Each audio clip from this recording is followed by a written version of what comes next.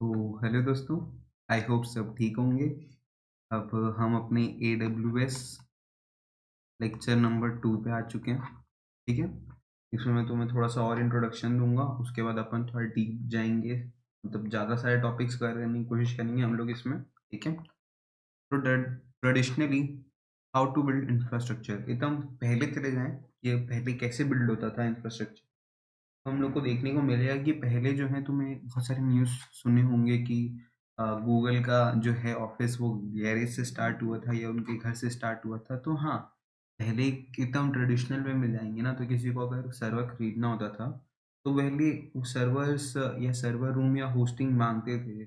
उसके बाद रन करते थे उसको, अपने सर्वर सेंटर्स को घर पे रखते थे। ठीक है, तो जब कंपनी बड़ी हो जाती थी, एक ऑफिस वो क्रिएट कर लेते थे, जब उनके पास इतना डाटा हो जाता था कि वो उनके घर पे नहीं रह सकता है, तब जाके वो एक डेटा सेंटर्स बनाते थे, डेटा रूम बनाते थे, जो कि कुछ ऐसा दिखता था। मतलब बहुत सारे सर्वर्स रहते थे उसमें। जैसे कि पहले जब उनका एक सर्वर से काम चल जाता था तो वो एक घर में आ सकता था। तो जैसे जैसे बड़ा होता जाता है कंपनी, वैसे ही उन्हें सर्वर सेंटर्स बनाने जाने होते थे, जो कि बहुत एक्सपेंसिव होते हैं खुद में। ठीक है, तो आई गेस तुम्हें समझ में आ गया होगा। आगे बढ़ते हैं।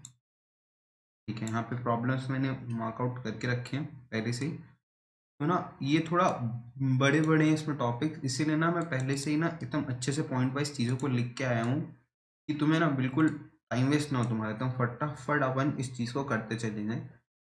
लेक्चर के ड्यूरेशन छोटे हैं और तुम्हें ज़्यादा से ज़्यादा कंटेंट उसमें मिल पाए और क्लियरिटी के साथ मिल पाए। ठीक है, तो problem with traditional IT approach. Problems क्या है ट्रेडिशनल आईटी अप्रोचेस के साथ? जब आईटी अप्रोच चल रहा है, अभी भी चल सकता है, पर अब वो तुम्हारे लिए एक अच्छा ऑप्शन क्यों नहीं है, वो देखते हैं। पे for the rent of data centre. तुम्हें डाटा सेंटर्स का रेंट पे करना हो। कोई भी एक मतलब तगड़ा बिजनेसमैन है तो वो एक जगह खरीदेगा नहीं डाटा सेंटर को रखने के लिए, क्योंकि वो बहुत ज़्यादा कॉस्ट करेगा। वो उस लैंड की प्राइस, फिर उसमें इंफ्रास्ट्रक्चर करना, इससे अच्छा वो चीज़ों को रेंट कर लेगा और अपने पहले भी जो थे वो डाटा सेंटर्स वैसे ही बनाएगा। ठीक है, तो problem with traditional IT approach ये है कि जो रेंट भी होता है वो इतनी बड़ी जगह का बहुत ज़्यादा होता है। तो pay for the rent of the data centres. ठीक है, pay for supply bills, cooling, maintenance. ठीक है, adding and replacing hardware takes time. मतलब कोई हार्डवेयर खराब हो गया तो उसको पहले पॉइंट आउट करना कि कौन सा हार्डवेयर खराब हुआ है, फिर उसके बाद उसको रिप्लेस करना। वो टाइम कंज्यूमिंग है और कॉस्ट कंज्यूमिंग दोनों आ जाता है। ठीक है, स्केलिंग इस लिमिटेशन। कैसे स्केल करोगे? अगर तुम्हारा डाटा बढ़ गया, तुम्हें और डेटा सेंटर्स चाहिए, तो वो तुम्हें पहले डेटा सेंटर्स बढ़ाने पड़ेंगे, उसके बाद तुम स्केल कर पाओगे। तो it's a very long task. मतलब हायर 24/7 वाली team monitor infrastructure. Hire 24/7 team, मतलब देखो, उनको ना एक टीम हायर करनी पड़ती थी, क्योंकि जो तुम्हारा इंफ्रास्ट्रक्चर है उसको मॉनिटर करने के लिए, क्योंकि उसमें कभी भी कुछ भी प्रॉब्लम हो सकता है। और अगर कुछ प्रॉब्लम हो तो तुम्हारी जो वेबसाइट उस पर रन हो रही है वो रुक सकती है। तो तुम वेट नहीं करोगे कि तुम्हारे पास कुछ लोग जाएं, तुम्हें उधर वहाँ पे 24/7 टीम रखनी पड़ेगी, जो कि जो प्रॉब्लम्स आ रहे हैं उसको फेस करे और उसको तुरंत सॉर्ट करे। तो उसके भी पेमेंट्स करने पड़ेंगे तुम्हारे उस टीम के, तो वो एक एडिशनल खर्चा हो गया तुम्हारा। How to deal with disasters. Disasters बोले तो अर्थक्वेक हो गया, पावर शट डाउन हो गया, फायर हो गया। अर्थक्वेक अज्यूम कर लो तुम, अर्थक्वेक आ गया, तुम्हारा पूरा सिस्टम हिल जाएगा, वायरिंग हिल जाएगी, क्या पता सिस्टम बचे ही ना। तो वो तुम्हारे लिए तो एक बहुत बड़ा घाटा हो गया, क्योंकि ये सिस्टम्स मतलब चीप नहीं होते, ये बहुत एक्सपेंसिव आते हैं। ठीक है, पावर शट डाउन हो गया। अगर पावर शट डाउन हो गया तो तुम्हारा जो वेबसाइट है वो रुक सकता है। मतलब जितने तुम्हारे काम है वो सारा चीज़ रुक सकता है। फायर लग गया, तुम्हारा डाटा इरेज हो सकता है विद डेटाबेस। ठीक है, तो ये भी प्रॉब्लम है। Can we externalize all this? क्या हम इसको सॉल्व कर सकते हैं? देखो, तो इतने सारे प्रॉब्लम में पता चल गए कि प्रॉब्लम्स क्या क्या हैं जिनके वजह से अपन लोग ट्रेडिशनल आईटी सिस्टम को अब यूज़ नहीं करते। तुमको ये क्लियर हो गया क्यों नहीं करते हैं? अब आगे बढ़ते हैं। वहाँ तक क्लियर हो गया होगा। अब मैं तुम्हें लेके आता हूँ, व्हाट इज क्लाउड कंप्यूटिंग। सब क्वेश्चन तुम्हारे दिमाग में उठ रहा होगा बहुत टाइम से, what is cloud computing sir? ठीक है, बताता हूँ। Computing is the on demand delivery of computer power. On demand delivery. देखो ये सब चीज़ें ना एकदम दिमाग में रखो, ये सब चीज़ें एमसीक्यूज में ना ये जो पॉइंट्स हैं वो आती हैं। On demand of computer power, database storage, application and other IT sources.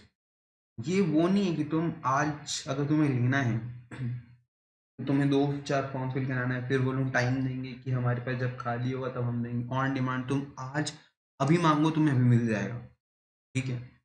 Second point, through a cloud service platform with पे एज यू गो प्राइसिंग, ठीक है। जैसे ही तुम स्पेस खरीदते जाओगे वैसे ही उसका प्राइस बढ़ते जाएगा। ऐसा नहीं कि तुम्हें एक बार में ही पूरा स्पेस खरीदना है, तुम एकदम छोटे डाटा से भी चालू कर सकते हो और जितना डाटा तुम ऑक्यूपाई करते जाओगे उस हिसाब से तुम्हारी प्राइसिंग जो है वो होती चल जाएगी through a cloud service platform with पे एज यू गो प्राइसिंग। जैसे जैसे तुम्हारा डाटा सेट बढ़ते जाएगा, डाटा जितना तुम डिमांड करते जाओगे उस तरीके से जो तुम्हारी प्राइसिंग है, जो प्लेटफॉर्म तुमसे चार्ज करेगा वो बढ़ती जाएगी, जो कि बहुत अच्छी चीज़ है। जितना डाटा यूज़ करो उतने का ही प्राइस दे रहे हो, ठीक है। उसके बाद नेक्स्ट पॉइंट पे आते हैं, you can provision exactly the right type and size of computer resource you need. ऐसा नहीं तुम्हें जितना स्पेस चाहिए तुम उतना डिमांड करो। ऐसा नहीं कि तुम्हें अगर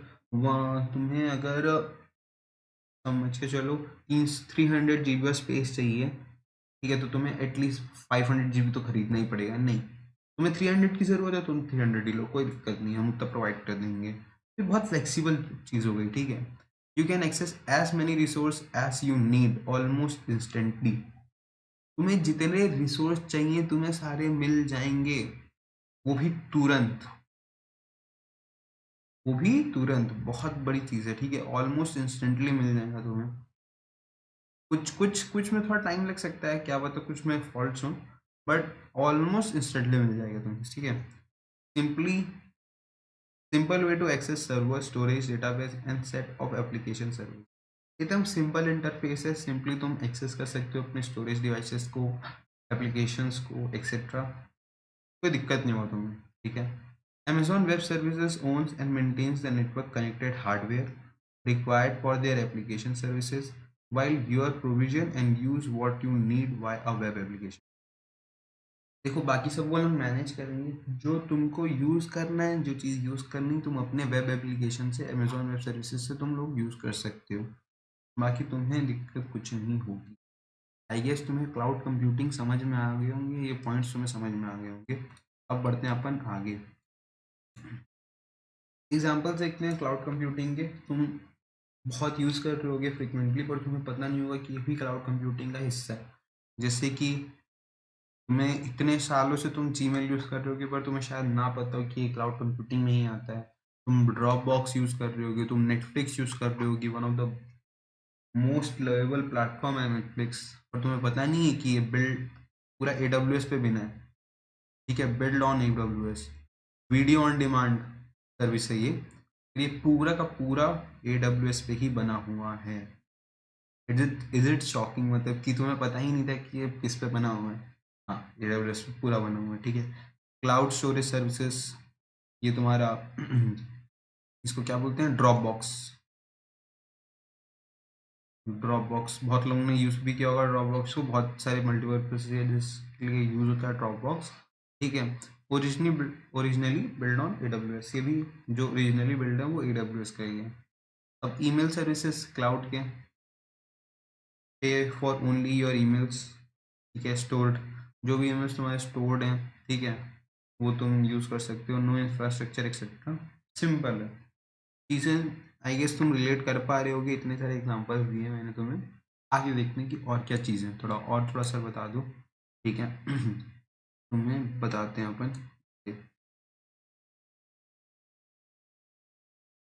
the development models of the cloud.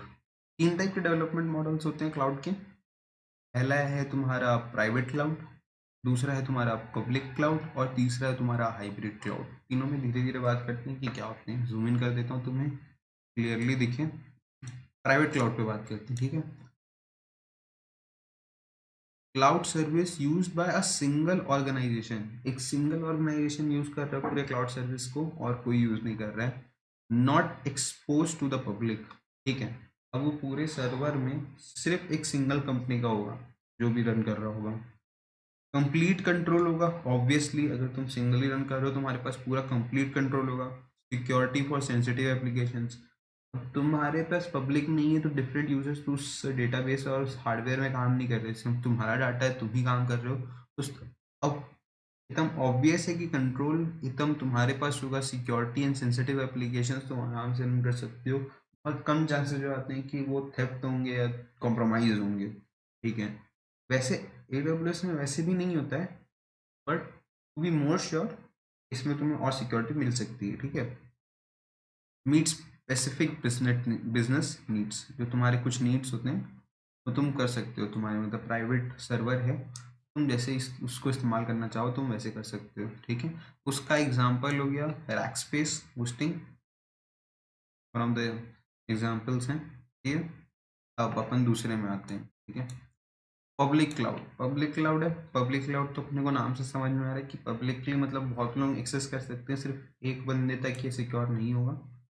तो cloud resource owned and operating and operated by a third partly cloud service provided delivered over the internet. ठीक है, जो क्लाउड रिसोर्सेज हैं वो owned and operated by third party, जैसे AWS हो गया, वो क्लाउड रिसोर्स को भी ओन करता है। ठीक है, और थर्ड पार्टी की तरह सर्विसिंग प्रोवाइड करता है through internet. Six advantage of cloud computing, ये अपन नेक्स्ट स्लाइड में पढ़ेंगे। ठीक है, तो इसका एग्जांपल तुम्हें मैंने तो बोल ही दिया है कि क्या एग्जांपल है। एक सेकंड इसको नीचे करते हैं। AWS, of course AWS is one of the example. Hybrid cloud क्या होता है? हाइब्रिड क्लाउड जो होता है ना वो मिक्स होता है कि तुम्हारे पास खुद का भी जो सर्वर है और AWS, ये दोनों इंटरैक्ट करके जो होते हैं उसको हाइब्रिड क्लाउड बोलते हैं। ठीक है, keep some server on the premises and extend some capabilities on the cloud. कुछ जो सर्वर्स हैं वो अपने प्रेमिसेस में भी रखता है, प्रेमिसेस मतलब अपने खुद के एरिया में, मतलब खुद के कैंपस में, and extend some capabilities to the cloud, मतलब क्लाउड के साथ भी मर्ज करके चलता है। Control over sensitive assets in your private infrastructure, जो एकदम प्राइवेट है, जिनको वो शेयर नहीं करना चाहता क्लाउड के साथ, या उसको डाउट है कि ये शायद चीज़ें थेफ्ट हो सकती हैं, ये बहुत सेंसिटिव टॉपिक्स हैं, तो उनको वो अपने प्राइवेट इंफ्रास्ट्रक्चर में बिल्ड रखेगा, बाकी सब क्लाउड्स पे रख सकता है। ठीक है, वर्क कर सकता है। Flexibility and cost effectiveness of the public cloud, flexibility मिल जाती है उसको, और cost effectiveness of cloud public cloud में मिल जाता है। तो ये बहुत लोग, बहुत बड़ी कंपनीज इस पे भी काम करती हैं, उनके पास खुद के सर्वर्स तो एनी टाइम रहते ही हैं, मोस्टली उनका काम क्लाउड पर चलता है, बट कुछ सर्वर्स खुद के भी रहते हैं। ठीक है, आगे देखते हैं कि अपने क्या रखा है पढ़ने के लिए। ठीक है, थोड़ा यहाँ पे हौच पौच हो गया। अब ठीक है, तो थोड़ा नीचे कर लेते हैं। 5 कैरेक्टरिस्टिक्स ऑफ क्लाउड। ठीक है, ये पढ़ते हैं।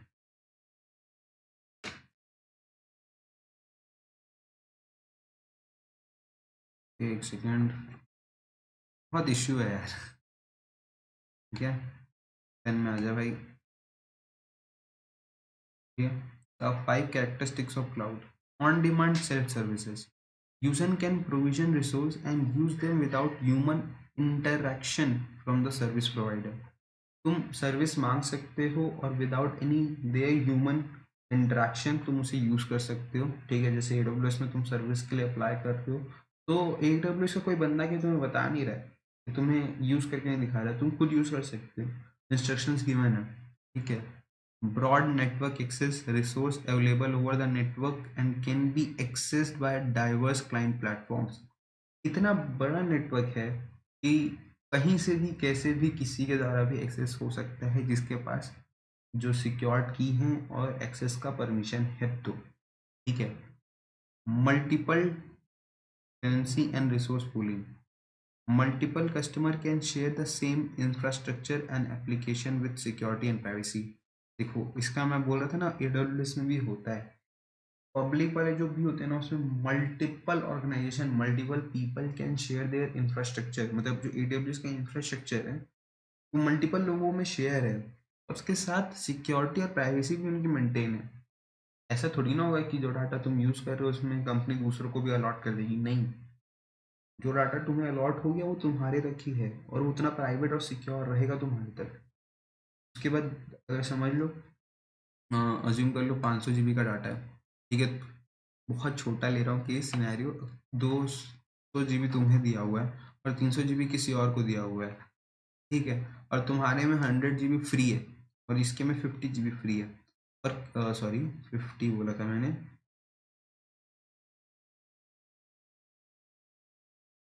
जीबी फ्री है। तो किसी को अब किसी को चाहिए 150 जीबी, कोई आया बंदा, उसने बोला मेरे को 150 जीबी दे दो सर, तो क्लाउड बोलेगा सर इसका 50 जीबी और इसका 100 जीबी दे दे क्या हम लोग? तो नहीं, ऐसे नहीं देगा भाई, फ्री है पर इसने ऑक्यूपाई करके रखा है, इसकी प्राइवेसी और सिक्योरिटी मेंटेन रहेगी, तो वो 300 जीबी 200 जीबी इसी को अलॉट होगा और 300 जीबी इसी को अलॉट रहेगा। ये जो 150 जीबी है वो और अलग स्पेस क्रिएट होगा, मतलब होगा तो उसको प्रोवाइड कर दिया जाएगा। ऐसा नहीं किया जाएगा कि जो स्पेस इनका बचा हुआ है वो नहीं, वैसे भी किया जाएगा तो एकदम सिक्योरली दिया जाएगा, ठीक है, समझे? आई गेस जो अलॉट हो गया है जितने में उसका डाटा रन कर रहा है उसको नहीं तोड़ा जाएगा। मेरे ख्याल से क्लियर हो गया ये पॉइंट, ठीक है। Multiple customers are serve from the same physical resource, जो फिजिकल रिसोर्स है वो तो एक ही है, उसी से सब मल्टीपल लोगों को जा रहा है, बट सिक्योरिटी और प्राइवेसी भी मेंटेन रह के जा रहा है, ठीक है। तीसरा लास्ट, हाँ सेकेंड लास्ट पॉइंट है, rapid elasticity and scalability, automatically and quick acquires disposal resource when needed. देखो, जैसे ही तुम्हें रिसोर्सेज चाहिए, जैसे मुझे चाहिए 100 जीबी तुरंत, तो मैं तुरंत मुझे मिल जाएगा 100 जीबी, और जैसे ही मेरा काम खत्म हो गया मैं बोल दूंगा हाँ अब डिस्पोज कर दो मुझे नहीं चाहिए, तो तुरंत डिस्पोज भी हो जाएगा, तुम्हारे पैसे जब तक तुमने यूज़ किया उसके लगेंगे। तो ये जो फ्लेक्सिबिलिटी प्रोवाइडेड है ना क्लाउड से, तो बहुत अच्छी चीज़ है, ठीक है। तो इसीलिए automatically and quick acquires disposal resource when needed, जब चाहे तब रिसोर्स ले सकते हो और डिस्पोज कर सकते हो। Quickly and easy scale based on demand, तुम लोग क्विकली और इजीली स्केल कर सकते हो डिमांड के हिसाब से। अगर डिमांड तुम्हारी बढ़ गई है 1 मिलियन यूजर्स की, तुम्हें जितना स्पेस चाहिए, तुम्हें बहुत ज़्यादा स्पेस चाहिए, तुम्हें जितना स्पेस तुम यूज़ करो उससे 10x स्पेस और चाहिए तुम्हें, तो वो तुरंत तुम्हें प्रोवाइड हो जाएगा, स्केल ऑन डिमांड। तुम्हें कोई ये नहीं बोलेगा कि सर अभी तो स्पेस नहीं है, नहीं तुम्हें मिल जाएगा वो स्पेस, वो उनकी जिम्मेदारी है, ठीक है। अब measured services, usage is measured, user पे करेक्टली और व्हाट दे हैव यूज्ड, और व्हाट दे हैव यूज्ड। देखो, जो यूसेज होता है वो मेजर होता है, तो जो यूजर है वो उतने का ही पे करता है जितना वो यूज किया हो, ठीक है, तो उसको और अपने जो पैसे हैं वो बचा पा रहा है, क्योंकि उसको उतना नहीं पे करना है, ना मेंटेनेंस का पे करना है ना किसी और चीज़ का, बस वो जितना यूज़ कर रहा है डाटा उतने का ही वो पे करके निकल जा रहा है। तो उसको ना कुछ लोड है ना कुछ है, उसको जब चाहिए हो तब एक्सेस कर सकते हैं डाटा से, जब चाहिए जब छोड़ सकते हैं, बस उसको उतने टाइम के लिए और उतने रिसोर्सेज के लिए पे कर देना है, ठीक है। एकदम क्लियर हो गया होगा, ये बार बार यही सेम सिमिलर टाइप की चीज़ें रिपीट हो रही हैं, बट कोई बात नहीं, आई गेस तुमको और क्लियर हो रहा होगा ये चीज़ मेरे हिसाब से, ठीक है। तो हटा दो, ये कुछ नहीं है। तो अपन आते हैं नेक्स्ट में, 6 एडवांटेजेस ऑफ क्लाउड कंप्यूटिंग। जो एडवांटेजेस हैं वो अपन देख लेते हैं वेरी। तो ट्रेड कैपिटल एक्सपेंसेस और ऑपरेशनल एक्सपेंसेस, जो ये ना ट्रेड एक्सपेंसेस वो कम हुए, ऑपरेशनल एक्सपेंसेस भी। पे on demand, don't own hardware, पे ऑन डिमांड है, हार्डवेयर खरीदने की तुम्हें ज़रूरत नहीं है, उसी के अंदर सब टॉपिक्स हैं जो उसको एक्सप्लेन कर रहे हैं वही समझा रहा हूँ, ठीक है। Reduce total cost of ownership, जो ओनरशिप में बहुत पैसे लग जाते थे कि बहुत सारे सर्वर्स तुम्हें एक्वायर करने पड़ते थे, तो वो अब रिड्यूस हो चुकी हैं, थोड़े तो अभी भी रखती हैं कंपनी पर बहुत कम रखती हैं, ठीक है। और ऑपरेशनल एक्सपेंसेस भी कम हुई हैं, तुम्हें ऑफकोर्स तुम्हारी चीज़ें तुम कम खरीद के रखे हो, तुम्हारी जो सर्वर्स हैं वो नहीं हैं, तुम्हारी टीम जो 24/7 उस पर निगरानी रखती थी, उसको मेंटेन करती थी, उसकी कॉस्ट कटिंग हुई तुम्हारे पास जो पावर सप्लाईज हार्डवेयर की थे उसके कॉस्ट कम हुए, तो ये सब बहुत अफेक्ट करता है, ठीक है। अब नेक्स्ट पॉइंट क्या है, benefit for massive economy of scale, अब तुम बहुत अच्छे लेवल पे स्केल कर सकते हो। Price are reduce as AWS is more efficient due to large scale, अब देखो AWS का प्राइस भी बहुत कम होता है, क्योंकि जितने ज़्यादा लोग AWS का यूज़ करेंगे उतना ही AWS अपने प्राइस को नीचे ला पाएगा, क्योंकि मल्टीपल लोग यूज़ कर रहे हैं तो वो कम प्रॉफिट कमा रहा है और बहुत लोगों से कमा रहा है। तो वो जो है प्राइस रिड्यूस होती है, मोर इफिशिएंट बनाती है उसको एक लार्ज स्केल के लिए, ठीक है। टॉप गेसिंग कैपेसिटी, देखो तुम्हें ना ये तुम्हारा दिमाग बंद हो जाएगा कि तुम्हें पहले क्या था, प्रिडिक्ट करना पड़ता था कि यार मेरे इतने यूजर्स हैं तो मेरे को इतनी कैपेसिटी तो चाहिए ही। तो अब वो जो गेसिंग है ना तुम्हारी कैपेसिटी की, अब तुमको ज़रूरत नहीं है। Scale based on actual measured usage, तो तुम यूज करो बिंदास, तुम्हारे जितने यूजर्स आ रहे हैं तुम यूज करो, और तुम जितना यूज करो उसके पैसे दे दो। तो तुम्हें गैस करने की जरूरत नहीं है कि भाई मेरे को इतना खरीदना पड़ेगा क्या, इतना इतनी इतना इनफ होगा, ये तुम्हें अब सोचने की जरूरत नहीं है। अब जितना यूज हो रहा है, जितने लोग आ रहे हैं उतने का ही बस पैसे देने पड़ेंगे तुम्हें। Stop increase speed and agility, ठीक है, स्पीड बढ़ चुकी है, जितना अच्छा तुम्हारा इंटरनेट उतना क्लाउड का एक्सेस होगा, भाई ये स्पीड भी उससे बहुत तेज बढ़ेगी, ठीक है। Stop spending money on running and maintaining data centres, as usual कि तुम्हारे बहुत पैसे बच रहे हैं, तुम्हारा मेंटेनेंस कॉस्ट बच जा रहा है, तुम्हारा जो रनिंग कॉस्ट था वो बच जा रहा है डेटा सेंटर्स का। वो global in minutes leverage the AWS global infrastructure, अब AWS जो है वो ग्लोबली है प्रेजेंट, तो तुम जो है ग्लोबल जा सकते हो विदाउट एनी हेजिटेशन। इन मिनट्स तुम एक सिंगल प्लेटफॉर्म के थ्रू AWS में साइन करके अपने प्लेटफॉर्म को ग्लोबली एक्सपैंड कर सकते हो। तुम्हें ये टेंशन की ज़रूरत नहीं कि सर वहाँ पे मेरा सर्वर नहीं रहेगा, अदर सिटी में, अदर स्टेट में, नहीं, ग्लोबल है, तुम जहाँ जाना चाहते हो जा सकते हो, हर जगह AWS के सर्वर मिलेंगे जो कि तुम्हारे प्रोजेक्ट्स को और तुम्हारे मॉडल को सपोर्ट करने के लिए रेडी रहेंगे, तुम्हारे को स्पेस देने के लिए रेडी रहेंगे, बस उसका उतना ही अमाउंट लगेगा। आई गेस यहाँ तक तुम्हारा क्लियर हो गया होगा। और जो नेक्स्ट स्लाइड्स मैंने हटाई थी उसकी ज़रूरत नहीं थी, क्योंकि उसमें बस वही लिखा था कि ये सब करके अपन ने क्या सीख लिया, अपने को AWS से क्या। तो हम लोग इतने सारे पॉइंट्स पढ़ चुके हैं, हम लोग को एकदम क्लियर हो जाना चाहिए अभी तक कि फ्लेक्सिबिलिटी है AWS में, AWS में कॉस्ट एफिशिएंसी है, फास्ट है AWS है। तुम्हारा जैसे जैसे बढ़ेगा उसकी कॉस्ट और घटेगी, मेंटेनेंस कॉस्ट कम होगा, तो ये सारे जो पॉइंट्स हैं उनको तुम खुद ले लिख सकते हो, समझ सकते हो। अब मैं गेस करता हूँ कि अब इससे आंसर, इससे अगर क्वेश्चन आएगा थ्योरीज के, तो तुम इजीली उसमें सही आंसर टिक कर पाओगे, ठीक है। तो अभी के लिए ही इतना ही, मिलते हैं नेक्स्ट लेक्चर में। Thank you for watching, bye bye.